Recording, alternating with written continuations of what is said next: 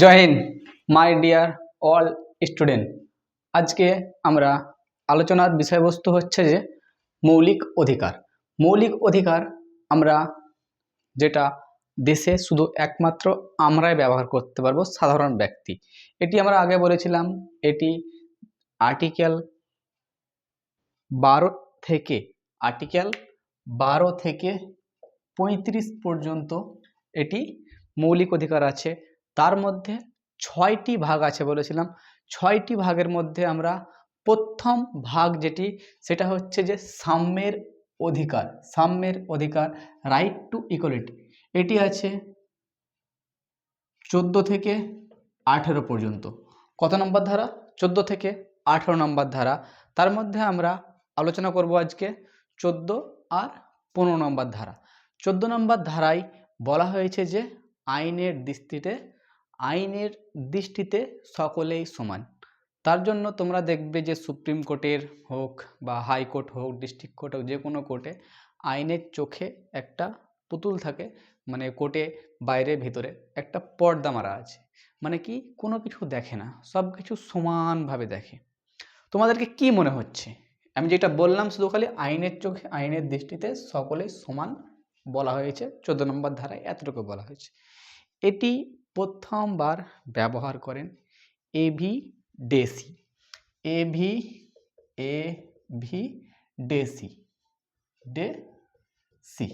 Deci এটি London ব্যবহার করে সংবিধানে, এবং ওর সংবিধান থেকে আমরা নিয়ে এসেছি, ভারতে আমাদের লাগু হয়েছে। তো আমরা আইনের দৃষ্টিতে সকলে যদি সমান চোখে দেখা হয়, তো এর কিছু আমরা বৈশিষ্ট্য দেখব, কিছু সুবিধা দেখব, কিছু অসুবিধা দেখব। তো তোমাদের কি মনে হচ্ছে আইনের দৃষ্টিতে সকলকে সমান দেখা হয়? এটা ভুল ধারণা, সকলকে সমান দেখা হয় না। যেমন ধরো, উদাহরণ হিসাবে দিচ্ছি, রাজ্যপাল কাউকে ধরো মার্ডার করলো, রাষ্ট্রপতি কাউকে মার্ডার করলো, ওদেরকেও তো শাস্তি দেবে। আইনের দৃষ্টিতে সকলেই সমান, কিন্তু ওদের ক্ষেত্রে এই 14 নম্বর ধারা কিন্তু প্রয়োগ হবে না। যেমন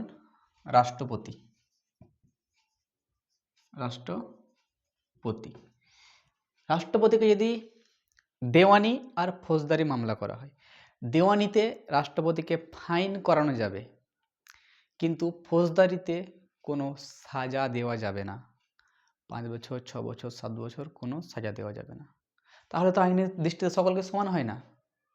ভারতবর্ষ ব্যক্তির জন্য তো বলা হয়েছে, কিন্তু সমান হয় না। এমনকি ধরো ভারতের মানে যে কোনো অঙ্গরাজ্যের রাজ্যপাল কোনো কিছু মানে কাউকে মার্ডার করেছে, কাউকে মানে কোনো কিছু জমি জায়গা কেড়ে নিয়েছে, ঝামেলা করেছে, তো ওদের ক্ষেত্রে দেওয়ানি মামলা লাগবে, ফাইন হবে, ওটা মেনে নিয়ে যাবে, কিন্তু ওদেরকে কোনো কারাবাসের আদেশ দেওয়া যাবে না, তাহলে বা জেলের আদেশ দেওয়া যাবে না। তাহলে তো আইনের দৃষ্টিতে সকলেই সমান 14 নম্বর ধারা ভুল হয়ে যাচ্ছে, ভুল হয়ে যায় না? লজিক নিয়ে একটু চিন্তা করো। যদি আইনের চোখে সকলেই সমান হোক, আইনের দৃষ্টিতে সকলেই সমান হোক, প্রধানমন্ত্রী হোক, রাষ্ট্রপতি হোক, সাধারণ ব্যক্তি হোক, এমএলএ এমপি হোক, তো ওদেরকে কেন ছাড় দিচ্ছে রাষ্ট্রপতি আর রাজ্যপালকে?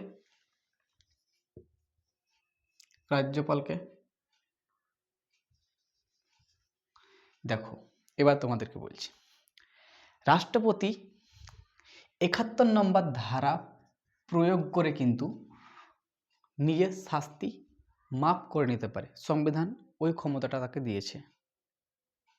ধরো কোনো একটা কেস হলো, মার্ডার কেস হলো, জজে উকিলে ফায়সালা শোনায়, ডেট দিল 5 বছর কারাবাস, 10 বছর কারাবাস, জেলে থাকার, কিন্তু রাষ্ট্রপতির কাছে এতটাই ক্ষমতা আছে যে 71 নম্বর ধারা প্রয়োগ করে নিজের শাস্তি মাফ করে নিতে পারে। তোমরা শুনতে পাও না, কেউ 14 বছর 15 বছর জেলে থাকে, 20 বছর থাকে, রাষ্ট্রপতি ওকে মাফ করে দেয়। এই 71 নম্বর ধারা প্রয়োগ করে ওকে মাফ করে দেওয়ার ক্ষমতা আছে। ধরো ফাইনাল সব কিছু মানে ফাঁসি পর্যন্ত চলে গেছে, কিন্তু এখনো ফাঁসি হয়নি, সে রাষ্ট্রপতির কাছে কেঁদে কাকুতি মিনতি করে বলল আমি আর জীবনে এরকম ভুল করব না, আমার ভুল হয়ে গেছে, তখন পর্যন্ত ফাঁসি দেওয়ার আগে পর্যন্ত কিন্তু রাষ্ট্রপতি ওর সমস্ত পাপ কাজ যত করেছিল ক্ষমা করতে পারে। 71 নম্বর প্রয়োগ, ফাঁসি পর্যন্ত আটকাতে পারে রাষ্ট্রপতি। তারপরে দেখো, এবার এদেরকে যদি 5 বছরের যদি কোনো কারাবাস দেওয়া হয় 5 বছরের, তারা নিজে থেকে কিন্তু ওরা সামটাই নেবে যে আমি আমার সমস্ত কারাবাস আমি মাফ করে দিলাম। ঠিক একই রকম রাজ্যপালকে ক্ষমতা দেওয়া হয়েছে যে 162 নম্বর ধারায়, 162 নম্বর ধারায় রাজ্যপাল শুধু খালি মৃত্যুদণ্ড কিন্তু আটকাতে পারবে না, বাদ বাকি সমস্ত ক্ষমা করতে পারবে, সমস্ত কিছু ক্ষমা করতে পারবে। এমনকি নিজেকে ওকে যদি 10 বছরের কারাবাস দেওয়া হয়, যদি কোনো ফয়সালা দেয় 10 বছরের কারাবাস যদি দেওয়া হয়, তো নিজে থেকে ও কিন্তু সাইন করে ছাড় পেয়ে যাবে। তার জন্য এদেরকে বলা হচ্ছে এরা যতক্ষণ পর্যন্ত নিজের পদে থাকবে ততক্ষণ পর্যন্ত এদেরকে সাজা ঘোষণা করা যাবে না। মনে করো 2025-এ রাষ্ট্রপতি আর রাজ্যপাল কোনো কাজ করেছে, কারো লুটেছে, মারপিট করেছে, মার্ডার করেছে, কিন্তু এদেরকে সাজা ততদিন পর্যন্ত দেবে না যতদিন পর্যন্ত 2030 পর্যন্ত এদের কার্যকালের মেয়াদ থাকবে।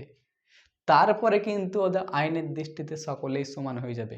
কারণ একটা লক্ষ্য করো, ওদের হাতে পাওয়ার আছে ধারা 71 প্রয়োগ করে কিন্তু নিজে থেকে ওরা ক্ষমা করে নিতে পারে। রাজ্যপাল 162 নম্বর ধারা প্রয়োগ করে কিন্তু ক্ষমা করে নিতে পারে। তার জন্য ওদেরকে সাজা দেবে না যতক্ষণ পর্যন্ত ওর পদে থাকবে। বুঝতে পারতে পারলাম? পদ থেকে ছেড়ে দেবে, সব একবার সাধারণ ব্যক্তি এসো, আইনের চোখে দৃষ্টিতে সকলেই সমান। সাধারণ ব্যক্তিকে যা ফাঁসি কাজ মানে যত বছর জেল অর্ডার ছিল ততদিন দিবে। বুঝাতে পারলাম? 2 নম্বর হচ্ছে, মনে করো একটা ছেলে আর একটা মেয়ে যদি পালিয়ে গিয়ে বিয়ে করে, ছেলে প্লাস মেয়ে পালিয়ে গিয়ে বিয়ে করছে, ধরো বিয়ে এক হচ্ছে দুজনে, এখানটায় ব্যাকেটে ঢোকে। এবার ছেলে মেয়ের পরিবার কেস করেছে, কি করেছে? কেস। এবার বলো তো কার কেসটা বেশি গুরুত্ব দেবে? মেয়ের পরিবার আগে কেস করে দিয়েছে যে আমার মেয়েকে ছিনতাই করে তুলে নিয়ে চলে গেছে অমুক গ্রামের এই ছেলে, সঙ্গে সঙ্গে রাতারাতি কী হবে, চলে যাবে, চলে গিয়ে বলবে থানা, বাপ মাকে তুলে নিয়ে থানায় চলে আসবে। ঠিক একই সেম কেস যদি একটা ছেলে একটা মেয়ে যদি নিয়ে চলে যায়, ওকে ওর বাবা মা যদি থানায় যায়, নিয়ে যদি বলে আমার ছেলেকে একটা মেয়ে নিয়ে চলে গেছে, বেড়েই তাড়িয়ে দিবে। বেড়েই কী করবে? থানাওয়ালা তাড়িয়ে দিবে যে এতটা লোলা হোলসা পেয়েছ, তোমার ছেলেকে নিয়ে পালিয়ে যাবে। এখানটায় কিন্তু আইনের চোখে সকলেই সমান কিন্তু কাজ করে না, কাজ করছে। তাহলে ছেলে মেয়েতে একই থাকতো, তাহলে সমান। ছেলের বাবা কেস করতে গেছে, তাহলে তো পুলিশ ওকে বেশি পুলিশ গুরুত্ব দিবে। কিন্তু মেয়ের বাবা যখন কেস করতে যাচ্ছে তখনই পুলিশ ওকে চেরে বসতে দিচ্ছে, ভালোভাবে নিচ্ছে, রাতারাতি ছেলের বাবাকে তুলে নিচ্ছে। এখানে তো সময় দেখো, আইনের দৃষ্টিতে সকলে সমান দেখানো হচ্ছে না। এবার তোমাকে একটা ফ্যাক্ট বোঝাচ্ছি। দেখো, যদি সকলকে যদি সমান অধিকার যদি দিয়ে দেয়, তাহলে সমাজ ঠিকভাবে চলবে না। এখানটায় দেখো, কোনো মেয়েকে নিয়ে পালিয়ে গেছে, মানে কোনো ছেলে, ওকে যেখান থেকে হোক পুলিশ ওকে ধরে নিয়ে এসে পিটিয়ে ওকে মেয়ের বাড়িতে মেয়েকে পাঠিয়ে দিচ্ছে, ছেলেকে লকআপে ভরে রেখে দিচ্ছে। এরকমও তো হতে পারতো মেয়েটাকেও একটা লকআপে ভরে রেখে দাও, দুজনা মিলে চলে গেলছে, তবেই তো ওদেরকে পালিয়ে গেলছে বলে তো কেসটা হয়েছে এসে। তো মেয়েকে একটা লকআপে ভরে রাখবে আর ছেলেকে একটা লকআপে ভরে আসবে, কিন্তু কি হচ্ছে, ছেলেকে ধরেই রেখে দিচ্ছে আর মেয়েকে বাড়ি নিয়ে চলে আসছে। মেয়ের বাবা আফাতে লাফাতে চলে আসছে যে ঘর নিয়ে চলে আসছি, কেস করবো, ওকে 5 বছর আগে থানায় ভরে রাখবো। এটা কেন হচ্ছে? দেখো, যদি এরকম না করে যদি, তখন কিন্তু সমাজ কিন্তু ডিসব্যালেন্স হয়ে যাবে। ডিসব্যালেন্স কি, ধরো যদি এই ছেলে মেয়েকে যদি এরকমভাবে যদি একজনকে বেশি সাজা না দেয়, যদি এই ছেলেকে যদি পুলিশ বেশি সাজা না দেয় যদি, তো এরকম কেস বাড়তেই থাকবে। তার জন্য দুজনের মধ্যে একজনকে আটকাবার একটা গুরুত্বপূর্ণ উপায় হচ্ছে যে একজনকে বেশি কষ্ট দাও, তাহলে কি হবে যে সমাজ একটা মানে আতঙ্কে থাকবে, বেশি সাজা দাও। তার জন্য ছেলেকে প্রথম থেকে কিন্তু বেশি সাজা দিচ্ছে কোর্ট, কারণ দুজনের চোখে একই দেখা যাবে না। কারণ মেয়ে বলছে যে মেয়েকে ভুলিয়ে ফুসলিয়ে প্রেম করা যায়, নিয়ে চলে যাওয়া হয়, 2-4টে কথা মেয়েকে যদি বলা হয় তুমি অনেক সুন্দর, তোমার চেহারা অনেক ভালো, তোমার সারা জীবন তোমার পাশে থাকতে চাই, একটা মেয়ে কিন্তু বলে যাবে। ঠিক একই সেম কথা যদি একটা মেয়ে ছেলেকে যদি বলে তুমি অনেক সুন্দর, হ্যান্ডসাম, তখন ছেলেটা কিন্তু বুঝে যাবে যে আমার কাছে টাকা পয়সা আছে বলি তার জন্যই আসছে। কিন্তু মেয়েটা বুঝতে পারে না, ওকে এই সমস্ত কথা বলিয়ে লোভ ধরিয়ে নিয়ে চলে যাচ্ছে, শারীরিক সম্পর্ক করছে, নিয়ে ছেড়ে দিচ্ছে। তার জন্য কোর্টে বলছে মেয়ে ছেলে হয় ভোলা ভোলা, মানে ওরা নিজের উপর কন্ট্রোল করতে পারে না, মানসিক মানে ভাবে আবেগে ওরা বিশ্বাস করে নেয় ছেলেকে। তার জন্য আমরা ছেলেরা যেমন কোনো মেয়েকে বিশেষভাবে ক্ষতি না করতে পারে, তার জন্য ছেলেদেরকে আমি একটি শক্ত আইন দিয়ে বাঁধা হয় এবং তাকে তার জন্য শাস্তি প্রদান করা হয়, মেয়েটাকে ভুলিয়ে ফুসলিয়ে নিয়ে চলে যাওয়া হয় গেছে বলে। তার জন্য কি করে, ছেলেকে কিন্তু একটু বেশি সাজা দেয় আর মেয়েকে নিয়ে চলে যায়। তাহলে তুমি কি বুঝতে পারলে, যদি একটা ছেলে হোক একটা মেয়ে হোক এরকম পাহাড়, তাহলে কি হবে, যখনই একটা ছেলে মেয়ে পালিয়ে যাবে, সমাজকে ঠিক রাখার জন্য এরকম একজনকে বেশি কি করতে হবে, কষ্ট দিতে হবে। যেমন ধরো 2 ভাইয়ের মধ্যে জমি ভাগ হচ্ছে, তো 2 ভাইকে যদি সমান দিয়ে দেয় যদি, তাহলে কি হবে, যে একজন বেশি টাকা ইনকাম করবে সে কিন্তু বেশি তাড়াতাড়ি আরও বড় হয়ে যাবে, আর যে কম টাকা ইনকাম করবে সে আরও নিচে নেমে যাবে। তার জন্য বলছে যে বেশি টাকা ইনকাম করছে তাকে 1 বিঘা জমি কম দাও, আর যে কম টাকা ইনকাম করছে তাকে 1 বিঘা জমি দাও, তাহলে ব্যালেন্স হয়ে যাচ্ছে। ওর 1 বিঘা জমি কিনতে 8 লাখ টাকা লাগবে, ওইটা ইনকাম করিয়ে ওকে ঠিক অ্যাডজাস্ট হয়ে যাবে। ঠিক একই রকম এটা প্রয়োগ করা হয়েছে এখানটায়। তাহলে আইনের দৃষ্টিতে সকলেই সমান, কিন্তু পরিস্থিতি অনুযায়ী এটা প্রয়োগ করা যাবে। এছাড়াও আরও উদাহরণ দেওয়া যায়, কিন্তু এর বেশি উদাহরণ আমি দিলাম না। যেমন ধরো আর একটা উদাহরণ দিচ্ছি, রেলওয়ে স্টেশনের টিকিট কাটছো। রেলওয়ে স্টেশন টিকিট একটা পূর্ণ মানুষ আর একটা বাচ্চা, পূর্ণ এর হচ্ছে 20 টাকা আর 10 টাকা ভাড়া, তো আইনের দৃষ্টিতে সকলেই সমান হচ্ছে? সমান হয় না। কেন সমান হয় না? এও তো এর 2টো চোখ আছে, 2টো পা আছে, 2টো হাত আছে, এরও 2টো চোখ 2টো পা আছে, 2টো চোখ আছে, 2টো হাত আছে, সমান দেখা হয় না। কারণ এখানটায় অনেক কিছু কারণ লুকিয়ে আছে। এ বড় পুরুষটা হচ্ছে আর্থিক স্বাবলম্বন, টাকা ইনকাম করতে পারবে, ছোট পুরুষটা হচ্ছে যে আর্থিকভাবে স্বাবলম্বন হতে পারেনি, 1 নম্বর কারণ। এছাড়া আরও অন্যান্য কারণ হতে পারে। তার জন্য সমাজ একটা ঠিকভাবে রাখার জন্য এরকম পদক্ষেপ নেওয়া হয়েছে। তো আমি বোঝাতে পারলাম। এরপরে আমরা নেক্সট যে ধারাটা আছে সেই ধারাটা নিয়ে আলোচনা করব, কিন্তু এরকমভাবে যদি আলোচনা করি একটা ভিডিও ম্যাক্সিমাম 50 মিনিট 60 মিনিট ধরে চলে যাবে, কিন্তু পরবর্তীকালে ওগুলো আলোচনা করব। এখন আমরা শর্টভাবে আমরা জেনে নিই। তারপরে 2 নম্বর ধারা বলেছে যে 2 নম্বর বলছি 15 নম্বর ধারাতে বলা হয়েছে যে বৈষম্য কারণ নিষেধ। বৈষম্য কারণ কি, দেখো আগে 15 নম্বর ধারা তোমাকে বুঝিয়ে দিচ্ছি। দেখো 15 নম্বর ধারায় বলা হচ্ছে যে বৈষম্য কারণ নিষেধ,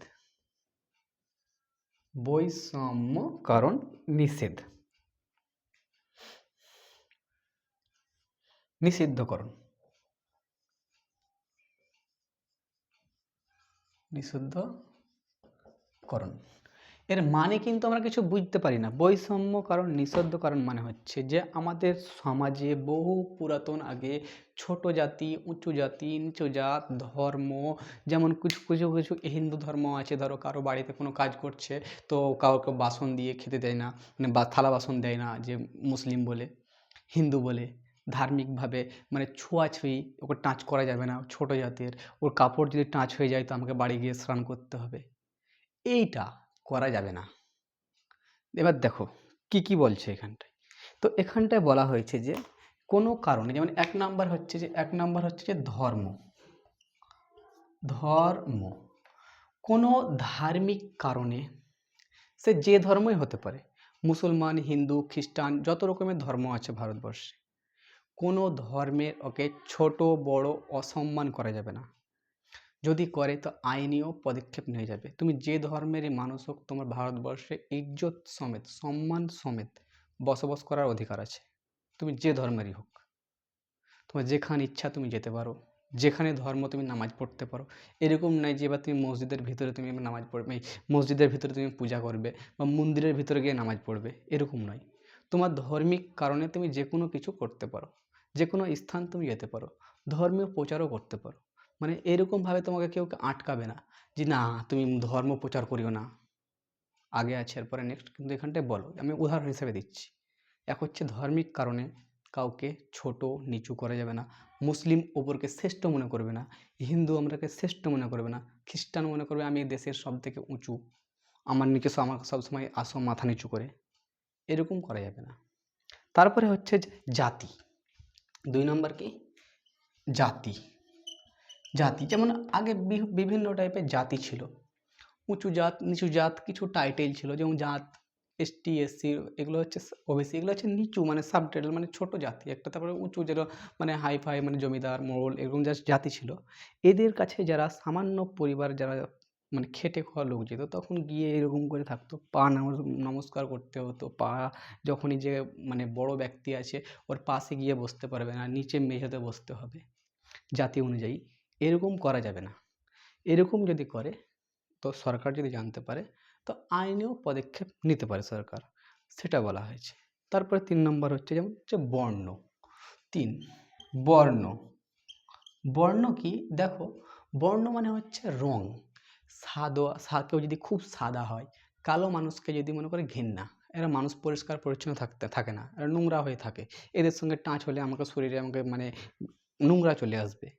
এইসব মানুষের যদি জানতে পারে, যদি এইসব মানুষকে যদি মানে এই বর্ণ অনুযায়ী কাউকে যদি মানে ছোট উঁচু নিচু ভেদভাদ করে, যদি তোকে এর কারো আইনেও পদক্ষেপ নিতে পারে। তারপরে দেখো 3 নম্বর পয়েন্ট হলো, 4 নম্বর পয়েন্ট হচ্ছে বংশ। 4 হচ্ছে বংশ। বংশ যেমন ধরো কোনো বংশ, কেউ উঁচু বংশ ছিল, যেমন আগে ভারতবর্ষে অনেকগুলো বংশ ছিল, খান বংশ আলাদা, সৈয়দ বংশ আলাদা, এরকম অনেক বংশ ছিল। তো এইসব বংশের কারণে যেসব বংশের অনেক জমি জায়গা ছিল, তারা মনে করতো আমি শ্রেষ্ঠ জমিদার বা শ্রেষ্ঠ বংশ, অনেকগুলো ছেলে আছে, নাম আছে, বাদ বাকি ছোট যে বংশগুলো ছিল ওদেরকে গিয়ে ওদের সামনে সবসময় মাথা নিচু করে থাকতে হবে। এখন কিন্তু এই বংশ টংশ এখন চলে না। আগে চলতো, ধরো 1960, 70, 80-র দিকে এক আধটা বংশের 100 বিঘা 500 বিঘা জমি ছিল, তখন কিন্তু এরকমভাবে চলতো, কিন্তু এখন চলে না। এই তখন এরকমভাবে বংশতে মানে ডিসক্রিমিনেশন ছিল, বুঝতে পারছি। তারপরে যেমন ধরো এবার বংশ হলো, তারপরে হচ্ছে স্ত্রী। 5 নম্বর হচ্ছে স্ত্রী। স্ত্রী যেমন হচ্ছে অনেক রকমের মেয়ে আছে, মহিলা আছে, কাউকে কিন্তু খারাপ চোখে, ছোট জাত, নিচু জাত করা যাবে না। আর একটা তার সঙ্গে পুরুষ, 6 নম্বর হচ্ছে পুরুষ। পুরুষ যেমন হচ্ছে স্ত্রী পুরুষের মধ্যে কোনো রকম ভেদভাদ করা যাবে না, সমান চোখে দেখতে হবে। রাইট টু ইকুয়ালিটি মানে হচ্ছে সমান চোখে দেখতে হবে। আমরা যেটা পড়ছি রাইট টু ইকুয়ালিটি, যেমন স্ত্রী পুরুষ, ধরো স্ত্রী কোনো একটা কোম্পানিতে কাজ করছে, ওকে স্যালারি দিচ্ছি 20,000 টাকা, আবার পুরুষকে দিচ্ছি 40,000 টাকা, 40,000 টাকা। তো এরকমভাবে আমরা ভেদভাদ করি, মানে নিচের দামে রাখি। কোনো মহিলা চাষের কাজ করছে, ওকে মাইনে দিচ্ছি 300 টাকা, পুরুষ কোনো কাজ করছে ওকে মাইনে দিচ্ছি 400 টাকা। তো এইরকমভাবে ভেদভাদ করা যাবে না। হচ্ছে 6 নম্বর। 7 নম্বর হলো জন্মস্থান। জন্মস্থান, যেমন ধরো আমার জন্ম হচ্ছে ওয়েস্ট বেঙ্গলে, আমি যদি তামিলনাড়ু চলে যাই যদি, তো ওইখানে যে আমাকে তাড়িয়ে দেওয়ার ক্ষমতা নেই। ওইখানে কোনো স্থানে আমি বাড়ি ভাড়া নিয়ে থাকছি, বা আমি কোনো স্থানে জমি জায়গা কিনেছি, বাড়ি করেছি, এবার ওখানকার কিছু লোক আসবে বলে যে এ আমাদের এখানকার লয়, বাইরে থেকে এসছে, একে তাড়িয়ে দাও, কিন্তু তাড়াতে পারবে না। কোন ধারা প্রয়োগ করে? ধারা 15 প্রয়োগ করে জন্মস্থান অনুযায়ী একে ওই স্থান কিন্তু তাড়াতে পারবে না। আমি যেখানে আমার ঘোরার ইচ্ছা, যেখানে বাড়ি করার ইচ্ছা, যেখানে আমার ইচ্ছা সেখানে থাকতে পারবো, আমার অধিকার আছে। আর পরে পড়বো আমি, এখানে সেটাই বলেছে যে জন্মস্থান অনুযায়ী কাউকে কোনোভাবে তাড়ানো যায় না। আমার জন্মস্থান আমার ওয়েস্ট বেঙ্গলে হতে পারে যে কোনো জেলায়। আমি যদি কলকাতা জেলায় থাকি, বলে না, এই বীরভূম জেলায় নয়, এই কলকাতা জেলায় জন্মগ্রহণ করেনি, এই বীরভূম জেলা, ওইখানে থাকবেও। তো আমি বললাম পাঞ্জাবে গিয়ে আমি থাকবো, আমি পাঞ্জাবে গিয়ে ঘর বাড়ি কিনে আমি করবো। পাঞ্জাবের কোনো ব্যক্তি বলবে যে এই জন্মস্থান এখানে নয়, ও বাইরে থেকে এসছে, এ আমাদের রাজ্যের জন্য ক্ষতিকারক, একে তাড়িয়ে দাও, তখন ওকে ভেদভাব করা হয়েছে। তখন কিন্তু এটা করা যাবে না। তারপরে হচ্ছে যে 8 নম্বর আমরা দেখবো, আর একটা হচ্ছে ভাষা। 8 নম্বর কি? ভাষা। ভাষা কি? যেমন ধরো আমি বাংলা ভাষা বলছি, বাংলা ভাষা, ইংরেজি ভাষা, হিন্দি ভাষা, উর্দু ভাষা। ইংরেজি ভাষা কিন্তু এরা মনে করে আমরা শ্রেষ্ঠ জাতি, আমাদের মতন মানে পরিষ্কার পরিচ্ছন্ন কেউ হতে পারবে না। বাংলা, এরা বাঙালি বাংলা বলছে, এরা নোংরা, এরা ড্রেনের জলে মনে হয় গোসল করে। আর বাদ বাকি ইংরেজিতে কথা বলে মনে হয় দুধ দিয়ে গোসল করে। আমরা পরিষ্কার পরিচ্ছন্ন থাকি, ওরা ফ্রেশ ওয়াটার ড্রিঙ্ক পান করে, ফ্রেশ ওয়াটার ড্রিঙ্কিং ওরা, আর আমরা নোংরা জল পান করি। তার জন্য ওরা শ্রেষ্ঠ ভাষা বলে, যারা ভাষা অনুযায়ী কাউকে ছোট বড় করা যাবে না, কারোকে অসম্মান করা যাবে না। বোঝাতে পারছি? তুমি পাঞ্জাবে গিয়ে বাংলা ভাষায় কথা বলছো, তুমি বলে পাঞ্জাবে থাকতে হলে তোমাকে বাংলা ভাষা শিখতে হবে, এই পাঞ্জাবে যদি থাকতে চাও তাহলে তোমাকে পাঞ্জাবি ভাষা শিখতে হবে, এরকম নয়। পাঞ্জাবে গিয়েও তুমি সাধারণ মানে না শিখেও তুমি যতটুকু বাংলা ভাষা ব্যবহার করো, যে ব্যবহার মানে জানছে তো ব্যবহার করো। পাঞ্জাবে থাকছি বলে পাঞ্জাবি ভাষা ব্যবহার করতে হবে, তামিলনাড়ু গেছি বলে আমি ইংরেজি ব্যবহার করব, বাংলা বন্ধ করে দেবো, সেরকম তো নয়, আমি বাংলা ব্যবহার করব। কোনো অ্যাওয়ার্ড ফাংশানে গেছি আমি, সেখানটায় ইংলিশে গিয়ে কথা বলতে হবে তার কোনো তো মানে নয়, আমি বাংলা কথা বলি, বাংলায় বলবো আমি। ওখানে যদি আমাকে বাংলা বলতে বাধ্য করে তাহলে আমাকে ডিসক্রিমিনেশন করছে, পজিটিভ ডিসক্রিমিনেশন, মানে কি আমাকে বৈষম্য নিষিদ্ধকরণ করছে আমাকে ওখানটায়। অ্যাওয়ার্ড ফাংশনে আমি বাংলা কথা বলবো, ইন্টারন্যাশনাল যতই হোক ট্রান্সলেশন নিয়ে আসুক আমার জন্য, আমাকে যখন ইনভাইট করা হয়েছে তখন ট্রান্সলেশন আসুক, আমি বাংলা বলবো, ওই ইংলিশে ট্রান্সলেশন করে বলবে। এর জন্য হানি সিং বলছে ও ইন্টারন্যাশনালে কিন্তু কী করছে, ও বলছে আমি পুরো বিশ্বতে ছড়িয়ে দিতে চাই, কিন্তু আমি ইংলিশ গান কখনোই বলবো না, আর ইংলিশে ইন্টারভিউ কখনো দেবো না, হিন্দিতে দেবো। আমি হিন্দিকেও পুরো বিশ্বকে ছড়িয়ে দিতে চাইছে, এটাই তো কি সম্মান জানাচ্ছে হিন্দি ভাষাকে, এরকম করা যাবে না। তারপরে আমরা এবার দেখব যে কিছু এতগুলি জানতে পারলাম 8টা পয়েন্ট: ধর্ম, জাতি, বর্ণ, বংশ, স্ত্রী, পুরুষ, জন্মস্থান, ভাষা। কিন্তু কিছু কিছু কারণে পজিটিভ ডিসক্রিমিনেশনের কারণে পজিটিভ ডিসক্রিমিনেশনের কারণে করতে পারে। যেমন ধরো আর্মি,